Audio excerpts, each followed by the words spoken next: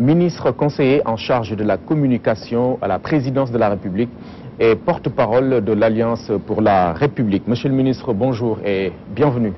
Merci beaucoup Omar, bonjour à vous, bonjour à vos téléspectateurs et encore une fois merci, c'est toujours avec plaisir que je viens répondre à votre invitation. Merci. Vous êtes donc entre l'institutionnel et la politique, c'est une manœuvre assez complexe, vous arrivez à la tenir? Non, je ne pense pas que ce soit un fait nouveau pour moi. J'ai toujours gardé cette responsabilité de porte-parole de l'Alliance pour la République depuis la création du parti. Il m'est arrivé également d'avoir une position institutionnelle en tant que porte-parole du gouvernement. C'est un exercice qui a priori peut être difficile, mais c'est un exercice d'équilibre. Bien faire la différence entre l'instant politique, si tant est que tout est politique, on peut l'accepter, mais les perspectives ne sont pas les mêmes.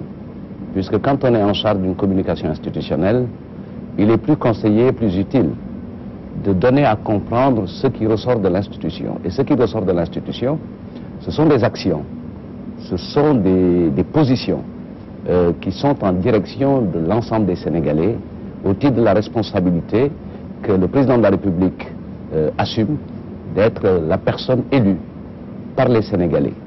Et donc, il met en œuvre des politiques publiques et la mission dans ce cadre-là est davantage pédagogique et didactique pour faire comprendre et donner les éléments d'orientation en termes de sens, c'est-à-dire de signification, mais également en termes de direction, que prennent les politiques publiques au grand bénéfice des Sénégalais, puisqu'elles sont faites pour les populations. Oui. Dans le cadre maintenant des attributs politiques, on est beaucoup plus dans le schéma démocratique, c'est-à-dire le débat contradictoire, mais fertile et utile pour les populations, la défense de certaines positions politiques, et voilà, c'est cet équilibre-là qu'il faut arriver à construire, et jusqu'ici, nous ne nous en portons pas très très mal.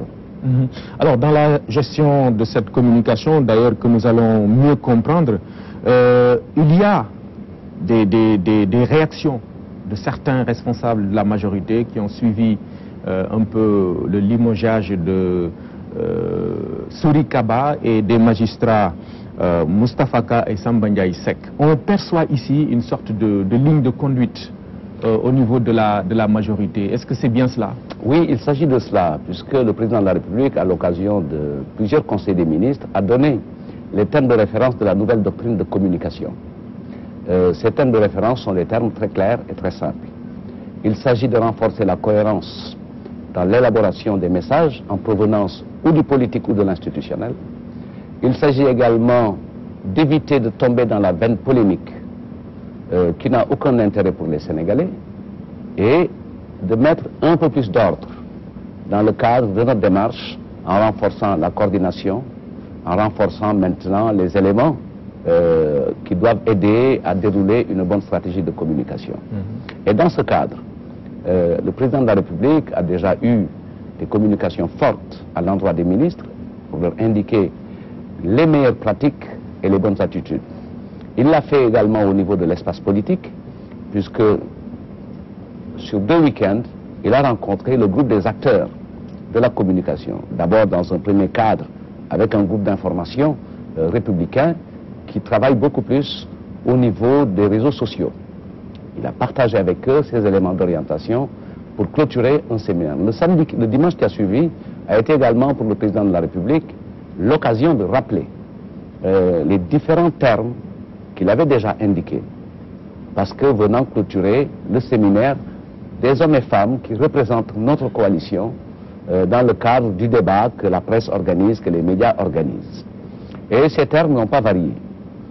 Plus de cohérence, une démarche didactique, parler aux Sénégalais de ce qui est fait, parler aux Sénégalais des ambitions, notamment le cadre aujourd'hui de la politique mise en œuvre par M. le Président de la République porte sur la 2e phase du plan Sénégal émergent et sur les éléments qui ont été validés à plus de 58% lors de la dernière élection présidentielle.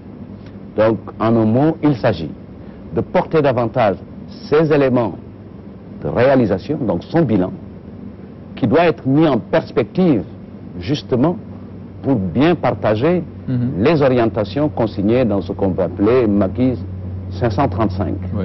Puisque Macky 535 c'est tout simplement les 5 grands programmes nationaux, les 5 grandes initiatives, les 3 programmes sectoriels, et les 5 accès universels. Oui. Je pense qu'à l'occasion de notre échange, on pourra revenir plus en détail. On peut donc, à partir de ce moment, parler d'une prise de parole encadrée. On ne dit plus n'importe quoi dans les médias. Ce n'est pas une prise de parole encadrée, mais une prise de parole organisée, puisque partant de règles et de principes clairement définis. Alors, souvent, on tombe très vite dans une fausse perception ou une mauvaise perception. Il n'est pas dit qu'il s'agisse en toutes circonstances et en tout lieu de faire prévaloir ce qu'on appelle la liberté d'expression. Il s'agit, dans le cadre de partis, de porter des positions et de porter des éléments de langage, comme on appelle plus communément, mais qui sont des messages qui doivent être en cohérence. Et la doctrine définie par le chef de l'État, ou la doctrine définie par le président de l'Alliance pour la République et président de la coalition, c'est d'aller vers les populations dans cet exercice d'échange en portant des choses utiles. Donc éviter de tomber dans la veine polémique. Nous avons des positions puisque nous sommes une organisation. Et quand une organisation définit des positions, il revient à chaque membre de cette organisation de s'aligner et de respecter cette position. Sur le cas que vous évoquez en premier exemple, le cas de l'ancien directeur général des Sénégalais de l'extérieur, nous avons décidé, dans le cadre de notre parti, après une analyse de la situation, d'avoir la position suivante. Aujourd'hui, il est plus utile de porter des éléments qui sont contenus dans les différents documents que nous avons et dans les différentes réalisations. D'un côté, le bilan, de l'autre, les perspectives définies dans le cadre du programme. Et nous avons des positions et chaque membre de l'organisation est tenu de porter ses positions. Puisque l'espace de débat entre éléments du parti n'est pas cet espace public ouvert à travers les médias. Nous avons des instances pour débattre. Et c'est à partir de discussions que ces positions ont été arrêtées. Donc il revient à chaque membre du parti. Ce qu'on appelle la démocratie interne d'une organisation politique doit se limiter aux instances du parti et non dans la place publique, c'est ça? Mais quand nous parlons entre nous, nous échangeons pour arrêter des positions. Et il revient au chef de notre organisation, en l'occurrence le président du parti, d'arrêter les positions, puisque c'est ainsi que les statuts, nos statuts définissent les différentes responsabilités. Et donc vous ne pouvez pas comprendre qu'ici au niveau de la RTS, que vous ayez une ligne éditoriale et qu'un de vos collègues soit en marge de la ligne éditoriale. Donc ça c'est de cela qu'il s'agit. Il s'agit de ça. Nous avons des positions construites de façon concertée. Et ces positions doivent être portées. Nous avons des attitudes qui sont recommandées, parce que faisant l'objet d'une nouvelle doctrine. Ces attitudes, c'est des attitudes de sérénité. C'est une recommandation pour ne pas tomber dans la veine polémique et de prendre la parole pour dire des choses utiles aux Sénégalais. Et aujourd'hui, nous avons décidé qu'un débat sur l'éventuel ou non troisième mandat, sur le troisième mandat, c'est ça, n'est pas à l'ordre du jour. C'est un débat sans objet, c'est un débat prématuré. Nous avons pensé, et notre position est la suivante. Aujourd'hui, les Sénégalais sont en attente de la mise en œuvre, après les actes inauguraux du premier mandat, mais sont en droit de s'attendre à ce que le PSE, destiné à la jeunesse, soit mis en œuvre. Puisque c'est ce plan Sénégal émergent jeune, la première initiative qui permet aux jeunes Sénégalais de trouver des solutions et de regarder l'avenir avec beaucoup plus de confiance. Il s'agit de leur donner les moyens d'accéder à l'emploi, en renforçant une ligne politique importante pour le président de la République, après analyse de la situation. L'une des solutions, c'est de renforcer l'employabilité. Et c'est pour cette raison qu'il y a une offre autour d'un projet important pour les populations. La création d'un centre de formation professionnelle par département. De la même façon, nous travaillons sur le Sénégal numérique, parce que ce sont les emplois de demain. Et il ne faut pas attendre que ces emplois arrivent pour penser à former les jeunes. Il faut anticiper. D'accord. Et ces emplois-là, vous les retrouvez également dans le secteur pétrolier. On va y revenir, mais vous placez ce débat sur le troisième mandat dans le registre des veines polémiques. Comment comprendre alors ces autres explications qui ont été avancées? Parce que dans le cas de Sorikaba, on dit que bon, c'est moins sur le troisième mandat que sur autre chose. Le processus a été enclenché, etc. Est-ce que vous avez des clarifications à ce niveau-là?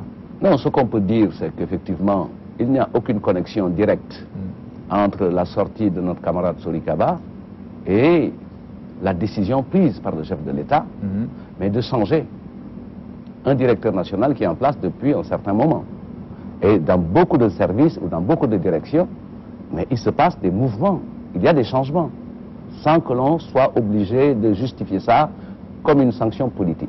Je pense qu'il Seulement ici, c'est à la suite d'un propos tenu et qui a été peut-être commenté. Il a été commenté parce que ça c'est la liberté des Sénégalais, il a été commenté parce que chacun apprécie les situations à sa hauteur. Mais parfois, il y a des choses que les gens, que les gens ne maîtrisent pas et qui peuvent être les fondements de ces décisions. Pourquoi ne devrait-on pas accepter, tout simplement, que, comme vous l'avez indiqué tout à l'heure, le processus du changement à la tête de cette direction a été enclenché bien avant la sortie de notre camarade. La sortie a été peut-être un élément accélérateur, non? Comme on dit en Wolof, tombe moy waral ay gaaf, peut-être. Mais de façon substantielle. Ce qui importe, c'est que la leçon qu'il faut tirer de ça, et qui s'applique à l'ensemble des camarades de l'Alliance pour la République, c'est de rester alignés sur les éléments qui ont été dégagés comme étant les déterminants de nos comportements. Et ça n'a pas été son cas. Et nous pouvons le constater, ce n'est pas la position officielle du parti. D'accord. Nous estimons qu'il n'y a aucun intérêt, ni pour les Sénégalais, ni pour le Sénégal, à engager ce débat, parce qu'il est prématuré, il est sans objet. Mais malheureusement, cette veine polémique va se poursuivre, parce que dans la place publique, on va continuer à en parler, mais quelle sera donc, à partir de ce moment, la posture de la majorité? On laisse le débat à ceux qui l'alimentent. Et de dire aux Sénégalais qu'on ne peut pas entretenir ce type de débat après qu'eux-mêmes aient porté le président de la République à la tête de l'État pour un deuxième mandat à plus de 58%. Et 6 mois après cet acte fondateur, on ne peut pas laisser de côté les choses essentielles ou les questions principales pour s'occuper de questions accessoires. Et les questions essentielles et principales, c'est de conforter le lien de confiance qui existe dans la relation entre le président de la République et le peuple sénégalais. Et ce lien de confiance, il est objectif, puisqu'il est construit à partir d'un bilan. D'un bilan qui a réglé beaucoup de questions. Je vais vous donner un petit exemple, Omar. Pendant longtemps, notre espace public a été marqué par un concept, le concept de demande sociale. Et vous avez remarqué que pendant ces 7 années, parce que le président de la République a apporté des réponses hardies, structurantes à la demande sociale, que ce concept a pratiquement disparu du jargon politique. Parce qu'il y a eu une offensive sur l'autonomisation des femmes, avec des financements, sur le financement des projets des jeunes, avec la délégation à l'entrepreneuriat rapide des jeunes, sur la couverture maladie qui permet aux Sénégalais, aujourd'hui, pour plus de 50% d'avoir accès aux soins de santé. Pour des programmes, par des programmes également qui ont un contenu d'équité territoriale, accès à l'électricité, accès à l'eau potable, accès au matériel pour la transformation de la production. Ça, c'est dans le cadre du PUDC. Et on peut énumérer comme ça jusqu'à l'infini, puisque le président Macky Sall a un invariant dans sa pratique, c'est de prendre en charge les préoccupations immédiates, principales et les questions prioritaires des Sénégalais. Donc de ce point de vue-là, c'est ça que les Sénégalais attendent. Et il nous revient de leur indiquer, j'ai évoqué tout à l'heure les deux grandes premières initiatives, mais c'est de la même manière que nous allons consolider notre marche vers l'émergence à travers l'industrialisation. Et notre pays a également besoin d'une réponse forte par rapport aux menaces climatiques.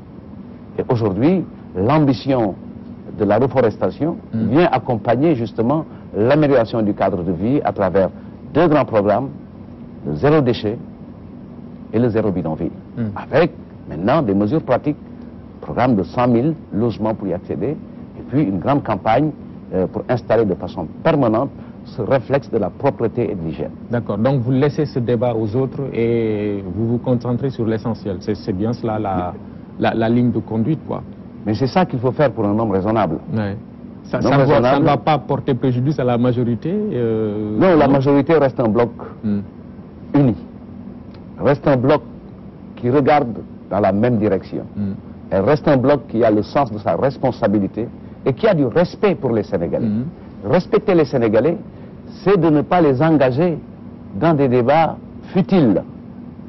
D'accord. Voilà.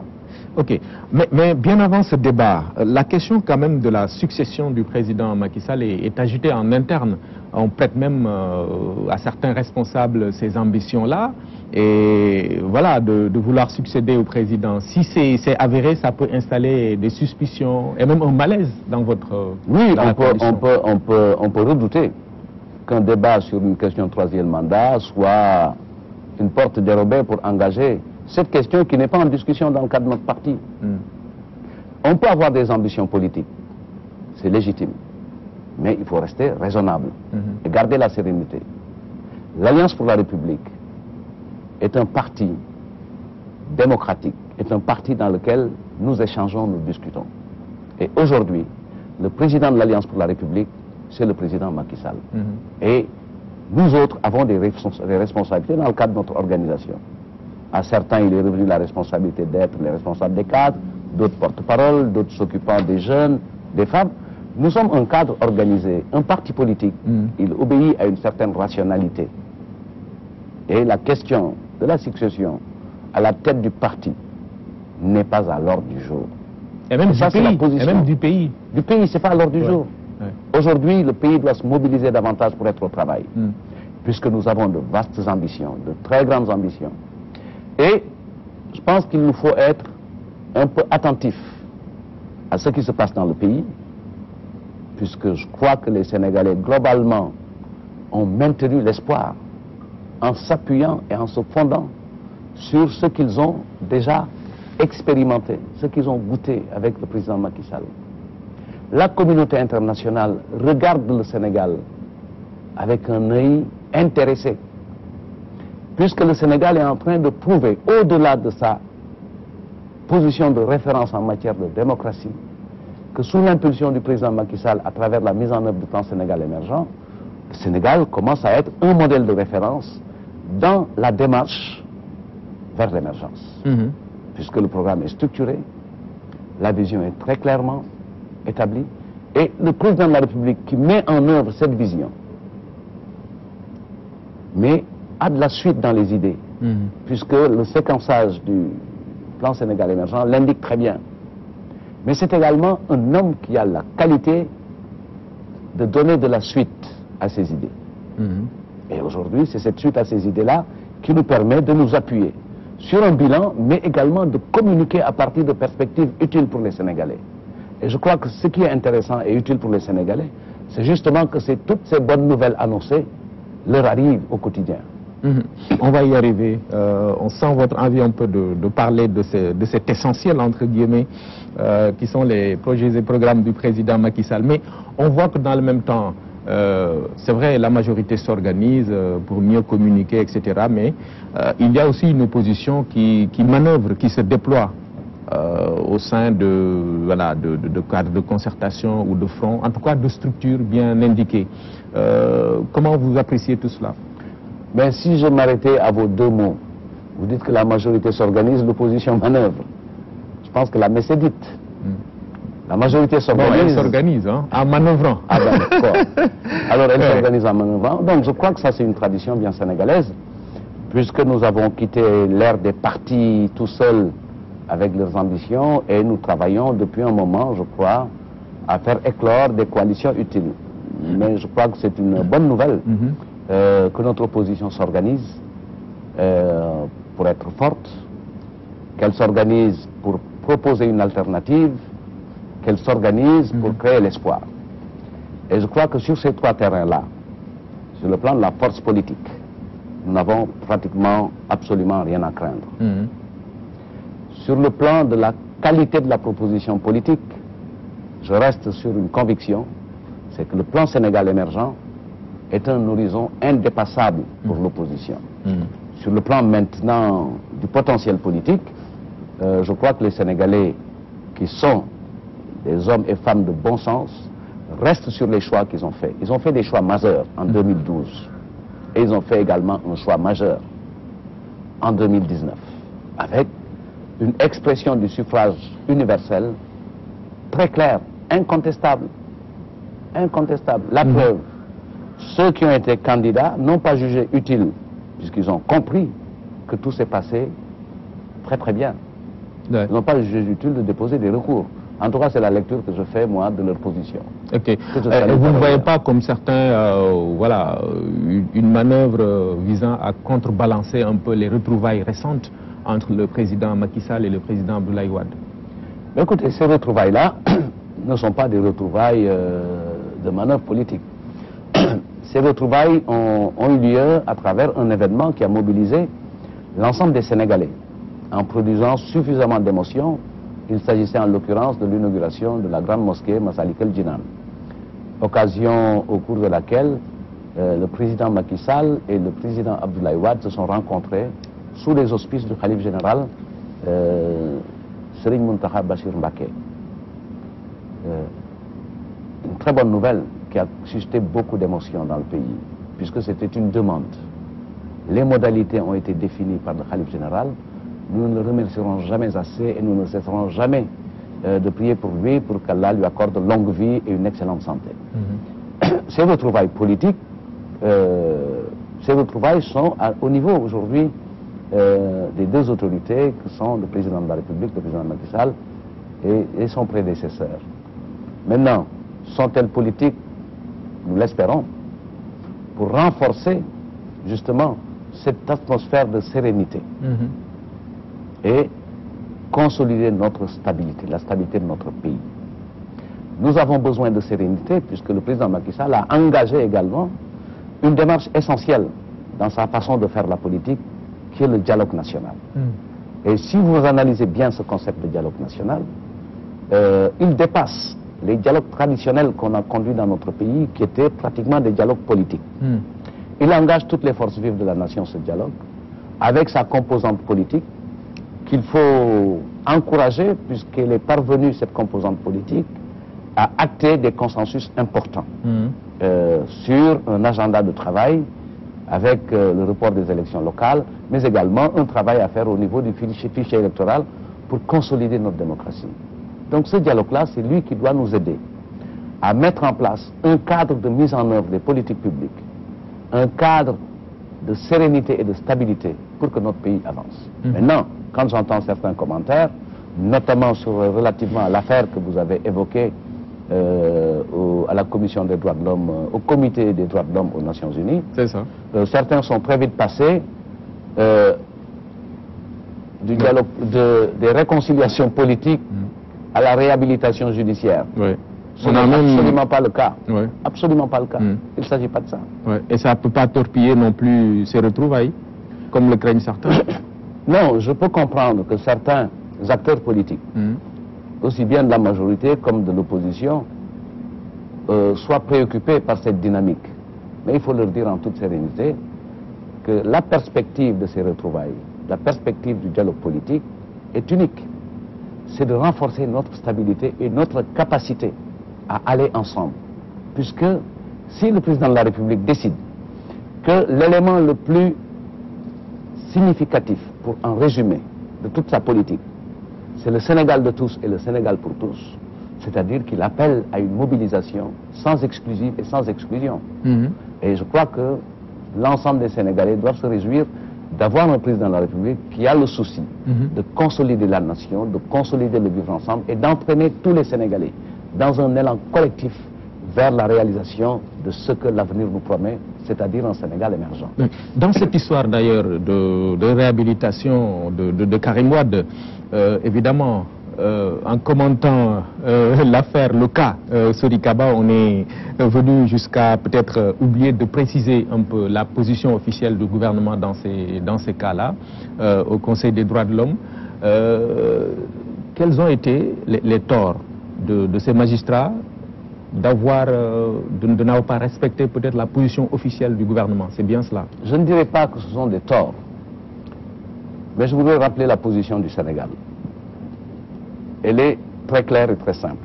Concernant M. Karim Wade, il y a une vérité judiciaire qui a été les décisions de notre système judiciaire.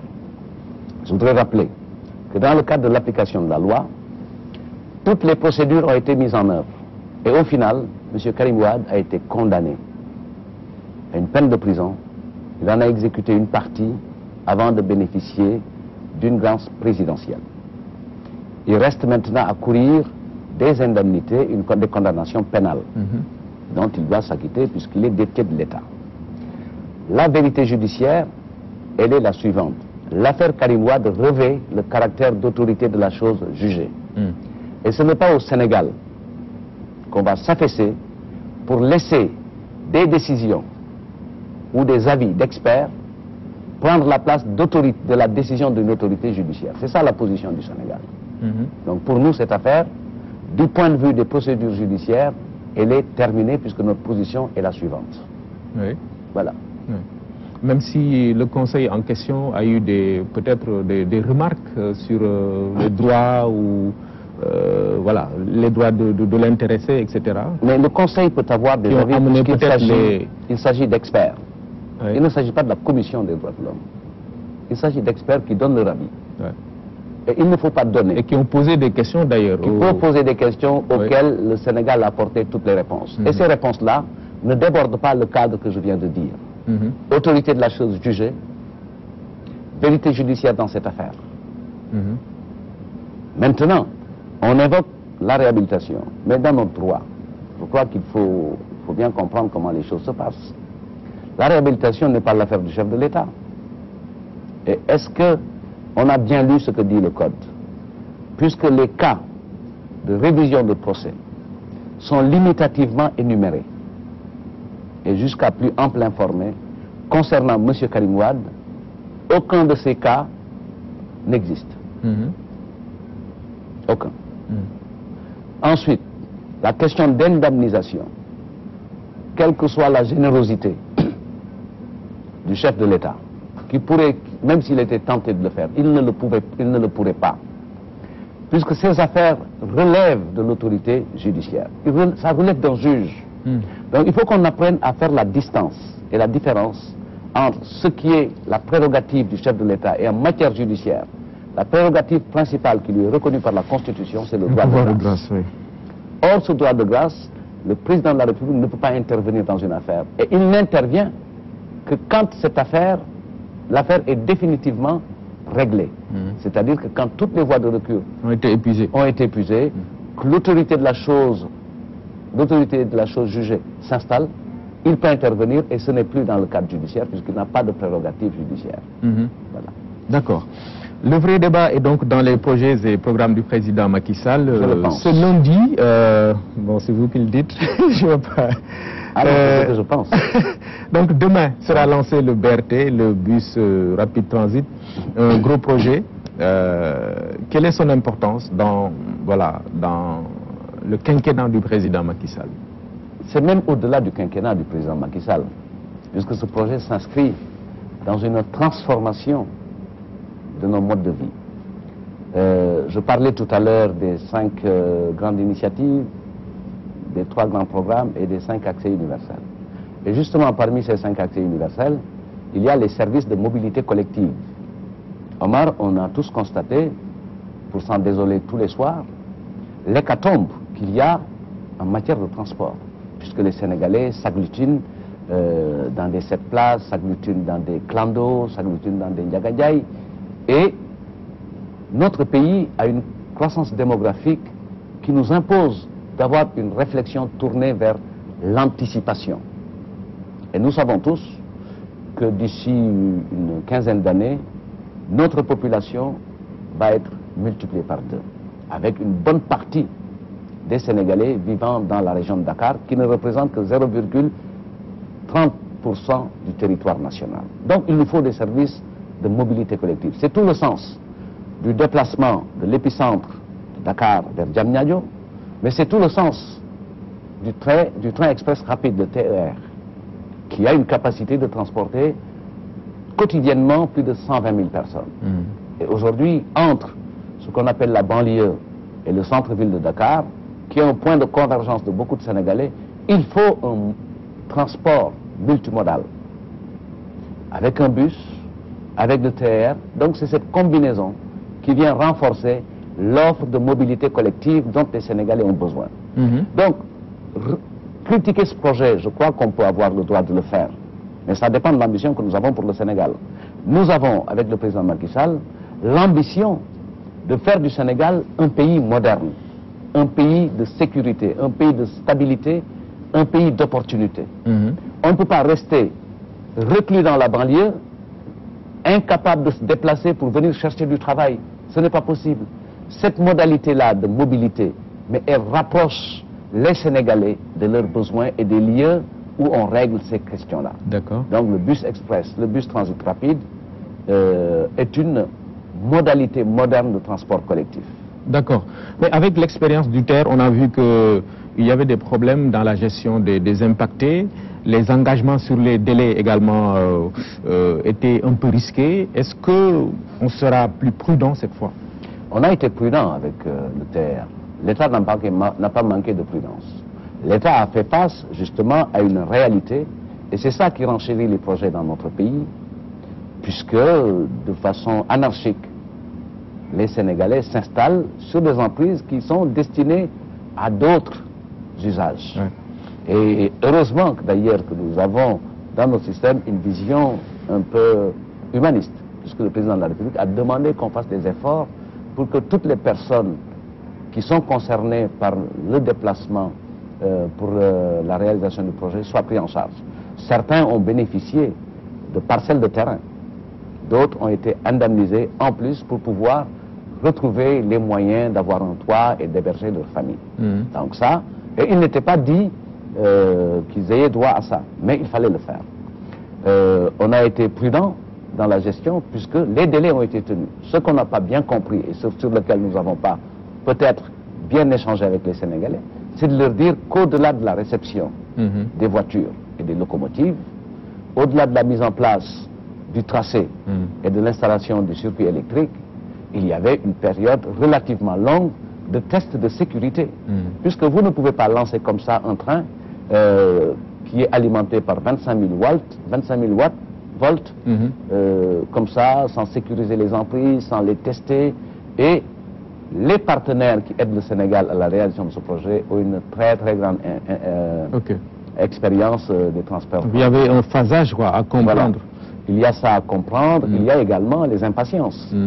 Et chaque fois qu'une chose promise n'est pas encore réalisée, on pourrait se mettre à douter. Mais je crois que le doute n'est pas permis, puisque les infrastructures sont là, elles sont bien en place, les moyens de transport sont là, ils sont bien en place, et je crois qu'à la place de l'impatience, les Sénégalais manifesteront une très grande envie de monter dans des trains de standard international qui renforcent leur sécurité et qui leur permet de quitter Dakar et d'être en Pikine en moins de 7 minutes.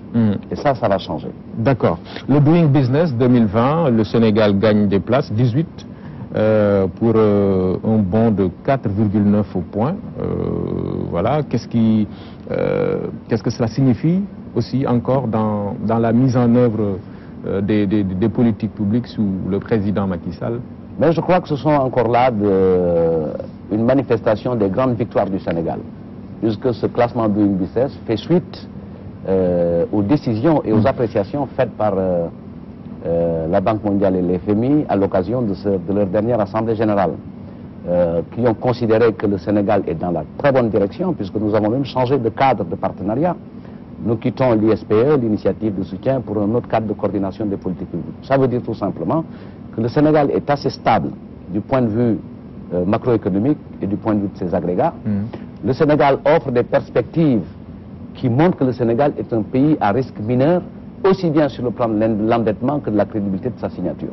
C'est ce que ça veut dire. Maintenant, avec le Doing Business, il faut se féliciter que depuis 2012, notre progression est une progression constante. Jusqu'en 2012, on était au-delà de 154e ou 160e. Et aujourd'hui, nous sommes 123e. Parce que l'ambition que nous avons, c'est d'être dans les 100. Dans le top 100. Dans le top 100. Mais il faut comprendre le doing business, il sert à quoi?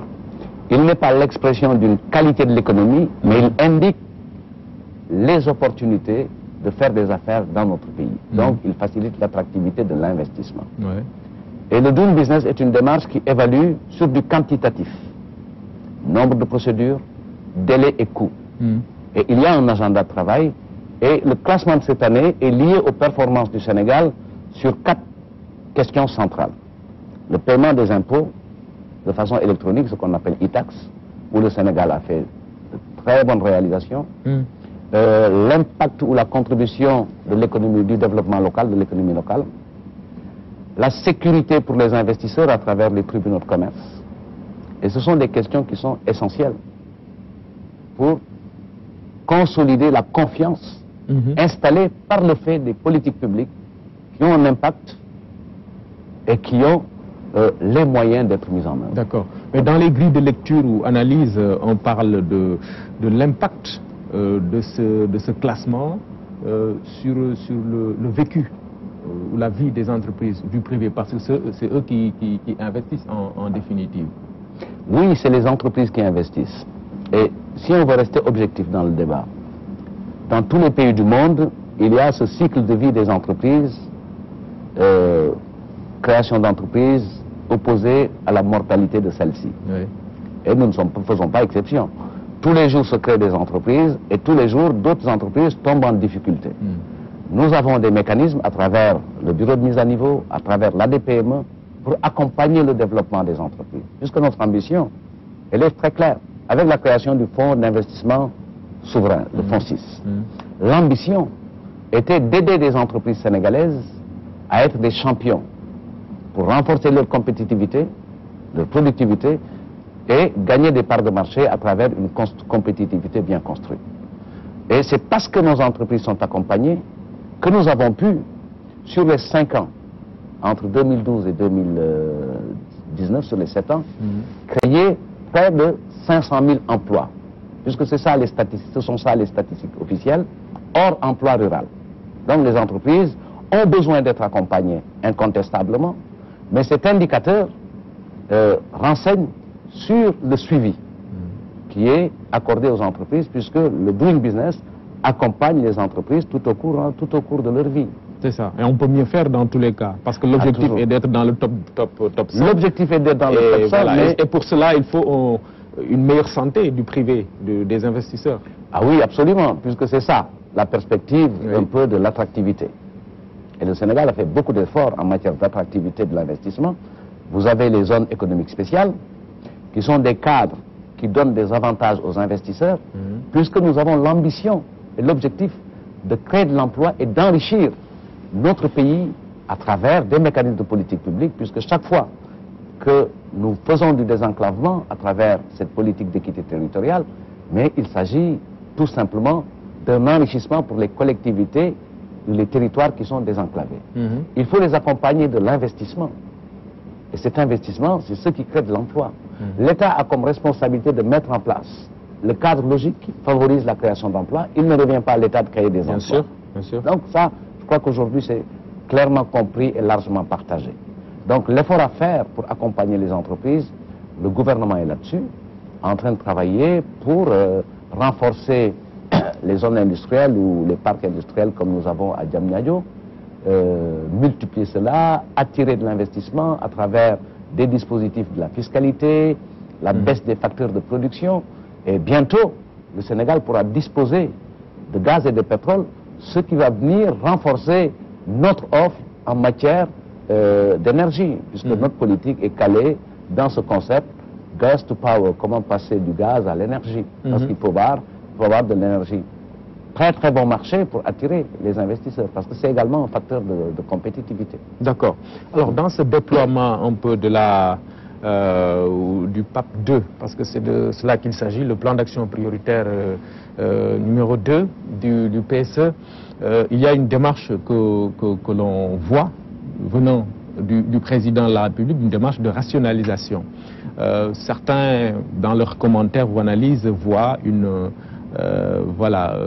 autre ajustement structurel. Ouais. Le président de la République lui-même est revenu largement dessus. Qu'est-ce que vous avez envie de dire, de répondre? Mais une réponse toute simple, pardon. Quand un pays ou quand un État est en mesure d'avoir de façon intensive des programmes tels que les bourses de sécurité familiale, le PUDC, la couverture maladie universelle, un État comme ça ne peut pas être en faillite. Puisque d'abord, il faut le reconnaître, l'État est l'un des seuls agents économiques qui ne peut pas tomber en faillite puisqu'il présente un budget équilibré en dépenses et en recettes. Donc il ne peut pas être en faillite. Donc ça, c'est un concept de finances publiques? Pas de finances publiques, mais le concept qui est utilisé est un concept de propagande politique. Mais pour rester serein. Et sur les bases, en fait, de ce qu'est un État, donc, loin de chahuter ceux qui portent cette idée, il faut juste leur rappeler que ce n'est pas possible. Oui. La deuxième chose également, quand vous avez l'ambition d'inverser le rapport entre budget d'investissement et budget de fonctionnement, depuis 2012, le président Macky Sall, c'est ça la perspective qu'il a tracée. Optimiser les dépenses publiques, mettre les ressources là où il faut, parce que les ressources doivent aller aux besoins des Sénégalais. Plus d'investissement, moins de fonctionnement. Moins de fonctionnement. Ouais. Prenez l'exemple du téléphone. Il y a eu une première expérience en 2014 qui a permis de passer de 22 milliards à l'année à 11 milliards. En temps, ces choses sont recherchées.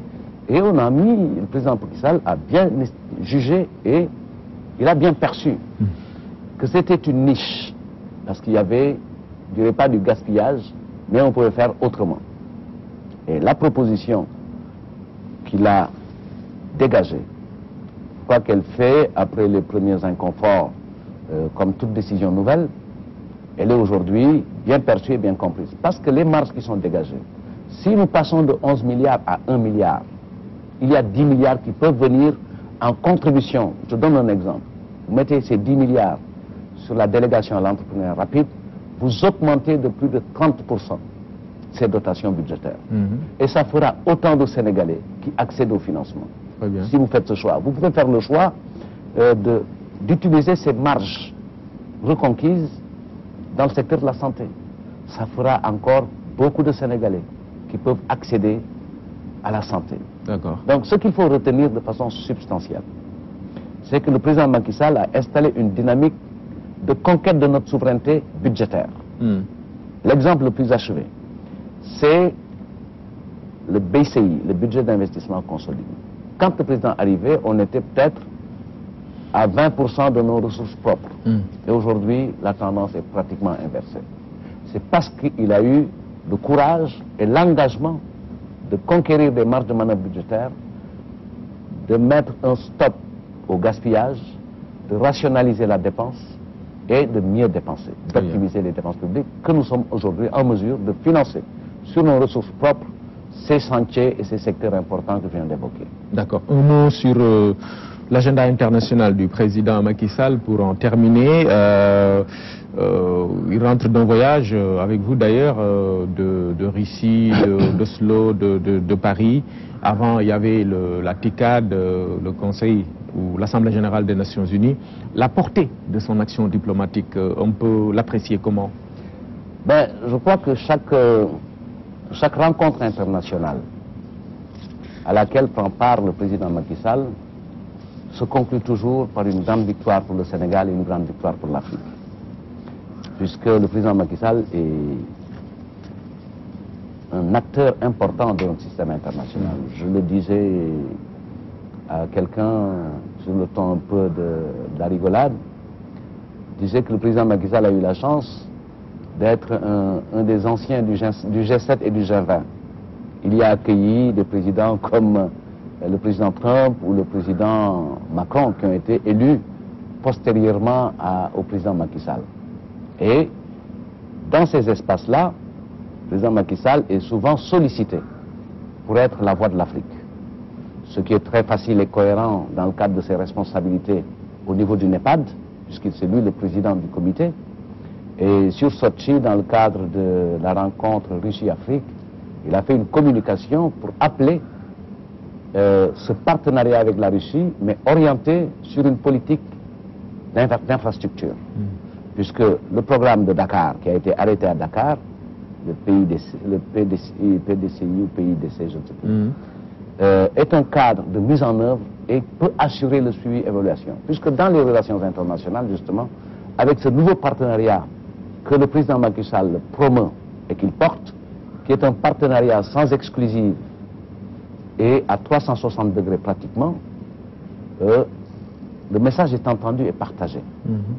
Et le président Macky Sall, au niveau de ces sommets, porte un certain nombre de problématiques qui sont soutenues. L'une des plus essentielles porte sur la lutte contre les flux financiers illicites. Deuxième élément, c'est sur la fiscalité. Et son message est clair et partagé. Il faut que les ressources, les richesses tirées de l'exploitation de nos ressources payent l'impôt là où se sont créées ces ressources. C'est-à-dire que payent des impôts ici en Afrique quand il s'agit de notre pétrole, notre fer ou dans un autre pays africain, parce que c'est là, de là qu'est partie justement cette exploitation. Ça, c'est une cause très largement portée au niveau international. D'accord. Et ces positions, elle est entendue, sur le changement climatique ont été réitérées à l'occasion du sommet sur les océans. Et dans ce cadre-là, le Sénégal est cité mondialement en référence, puisque depuis la COP, avec des engagements sur l'énergie propre, le Sénégal a inauguré des centrales éoliennes et solaires. Et le Sénégal avance davantage vers une réponse forte à travers la reforestation, mais à travers également les options que nous faisons en matière de consommation. Donc, je crois qu'au niveau international, c'est ça qui fait la fierté. Chaque fois que le président Macky Sall prend la parole, c'est une victoire pour l'Afrique, c'est une victoire pour le Sénégal, et souvent, il est sollicité pour porter la voix de l'Afrique. Merci beaucoup. Merci beaucoup. M. Seydou Gueye, ministre conseiller en charge de la communication à la présidence de la République, porte-parole de l'Alliance pour la République. Merci beaucoup. Merci. Mesdames, Messieurs, merci à vous d'avoir suivi cette émission. On se retrouve dimanche prochain. Inch'Allah.